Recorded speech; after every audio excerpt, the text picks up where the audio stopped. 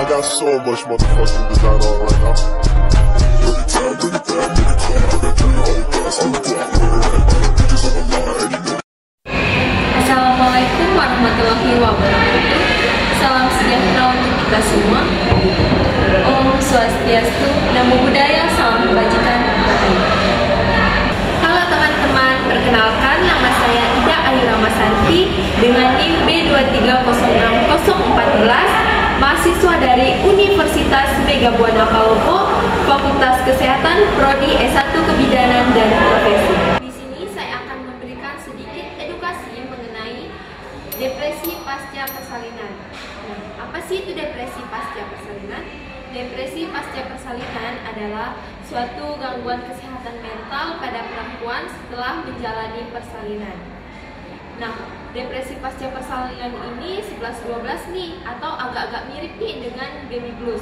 Bedanya, baby blues ini terjadi pas ketika seorang perempuan itu melewati masa persalinannya dan berlangsung sekitar 2 mingguan, setelah itu hilang.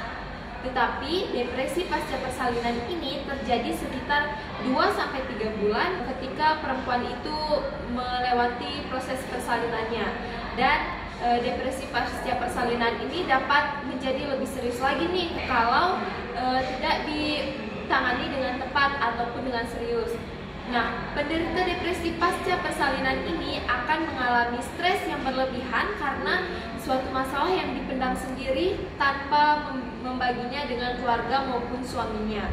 Masalah-masalah tertentu ya tentunya.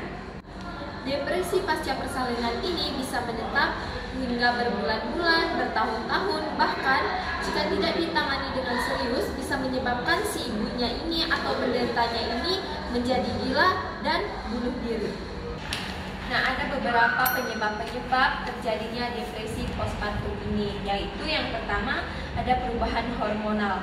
Perubahan hormonal itu contohnya seperti perubahan hormon estrogen dan progesteron yang cukup ekstrim. Terus yang kedua penyebabnya yaitu sudah ada bibit depresi. Nah, contohnya itu ketika semasa hamil itu ibu memiliki masalah nih, tapi tidak dicurahkan kepada keluarga ataupun suaminya dan dipendam sendiri oleh sang ibu, sehingga nantinya menjadi beban pikiran dalam hidup sang ibu itu. Kemudian yang selanjutnya ada adaptasi peran baru. Nah, contohnya itu adalah adaptasi seorang perempuan untuk menjalani perannya sebagai seorang ibu.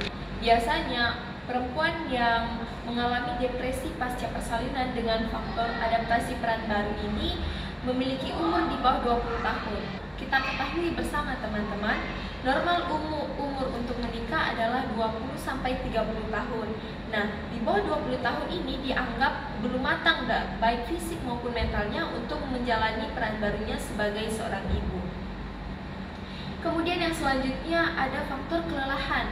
Faktor kelelahan ini maksudnya itu seperti ibu ini sudah lelah untuk menjalani berbagai kegiatan seperti mengurus bayinya, belum lagi mengurus suaminya, mengurus pekerjaan rumah tangganya, dan lain-lain, sehingga dirinya itu sudah sangat lelah dan butuh bantuan. Tetapi karena tidak ada yang peduli dengan dia ataupun mungkin semua keluarganya itu sibuk untuk membantu ataupun lebih condong perhatiannya kepada bayinya, sehingga ibu ini merasa kelelahan dan memendam sendiri segala masalahnya tersebut. Kemudian yang terakhir ada kurangnya dukungan sekitar, dukungan seperti dukungan suami, dukungan keluarga, dukungan teman, dukungan sahabat, dan dukungan sekitar ibu yang sangat penting bagi kesehatan mental ibu pasca persalinan ini. Kemudian yang selanjutnya ada ciri-ciri depresi pasca persalinan. Contohnya seperti yang pertama ada nafsu makan yang tidak terkontrol. Maksudnya itu sang ibu ini akan mengalami selalu ingin makan, bahkan ada beberapa ibu yang tidak nafsu makan sehingga tubuhnya itu kurus dan mudah terserang penyakit. Kemudian yang selanjutnya ada insomnia atau malah ingin tidur terus. Nah, ketika ibu mengalami depresi pasca persalinan ini, beberapa ibu itu ada yang merasakan ingin tidur terus nih karena capek mengurus bayinya, mengurus keluarga, mengurus suami, sehingga dia itu tidak memperdulikan bayinya dan dia memilih untuk tidur terus aja lah, bodo amat sama orang lain gitu.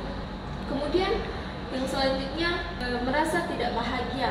Karena seperti yang kita tahu, depresi pasca persalinan ini sangat penting peran dan dukungan suami dan keluarga di dalamnya. Karena tidak adanya peran dan dukungan keluarga di dalamnya, sehingga ibu ini merasa tidak bahagia. Kemudian dia melihat sang bayi itu pun dia sudah tidak ingin mengurus bayinya sendiri. Kemudian yang terakhir itu muncul sejak hamil, seperti yang saya katakan di awal. Contoh muncul sejak hamil ini adalah ketika pada masa kehamilan ini sang ibu itu mengalami masalah nih, tapi dipendam sendiri, dipendam-pendam dan tidak dicurahkan kepada suami maupun keluarganya yang lain, sehingga itu menjadi penyebab dari depresi pasca persalinan ini, karena ada beban di pikirannya yang tidak ia curahkan kepada orang lain. Kemudian jika mengalami depresi pasca persalinan ini, apa sih yang harus kita lakukan sebagai keluarga maupun sebagai penderita? Nah, yang harus dilakukan yaitu pertama, pastinya kita harus ke psikolog ataupun psikiater. Kita memerlukan tenaga kesehatan yang benar-benar mampu mengatasi masalah mental kita ini. Kemudian yang kedua, yang tak kalah pentingnya yaitu dukungan keluarga. Nah, dukungan keluarga ini seperti dukungan suami, dukungan ibu, dukungan saudara, dukungan teman, dan lain-lain. Contohnya itu dukung ibu dengan dukungan fisiknya. Contohnya seperti bantu ibu dalam mengurus rumah tangga, bantu ibu dalam mengurus bayinya. Contohnya dalam mengurus rumah tangga seperti bantu ibu mengepel, mencuci piring, menyiram tanaman, menyapu, dan lain-lain.